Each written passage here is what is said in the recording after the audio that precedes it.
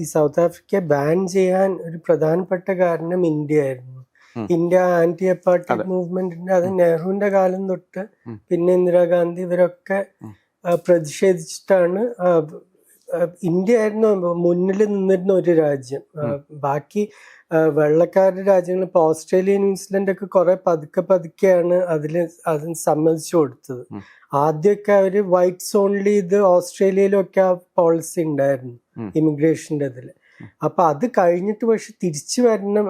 ഈ നെൽസൺ മാൻഡേല ജയിലിൽ നിന്ന് വിടുമ്പോ ആദ്യം ഇവർക്ക് ഇൻവിറ്റേഷൻ കൊടുക്കേണ്ടത് ഇന്ത്യയാണ്, ഇവിടെ വന്ന് കളിക്കാൻ. ജഗ്മോഹൻ ഡാൽമിയാണ് അവർക്ക് നിങ്ങൾ കൽക്കട്ടയിൽ വന്ന് എന്തായാലും കളിക്കണം എന്ന് പറഞ്ഞിട്ട് അവരെ വിളിക്കുന്നത്. അപ്പൊ ആ 20 കൊല്ലത്തിൽ തന്നെ കുറെ മാറ്റങ്ങൾ തന്നെ സൗത്ത് ആഫ്രിക്കൻ സമൂഹത്തിൽ ഉണ്ടായിരുന്നു, മാൻഡേല കാരണം പ്രത്യേകിച്ച്.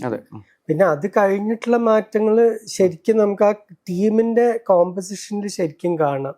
ആദ്യം ഇവിടെ വന്നതൊക്കെ ഒമാർ ഹെൻറി ഒഴിച്ച് മുഴുവൻ ഒരു വെള്ളക്കാരുടെ ടീമായിരുന്നു.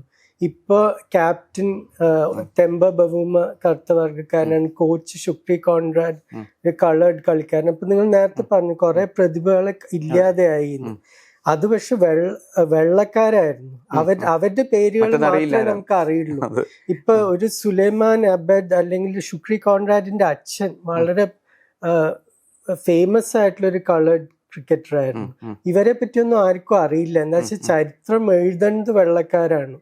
അപ്പൊ ഇവരുടെ കരിയർ ഒന്നും ആരും അറിയാതെ നഷ്ടപ്പെട്ടു പോയതാണ്.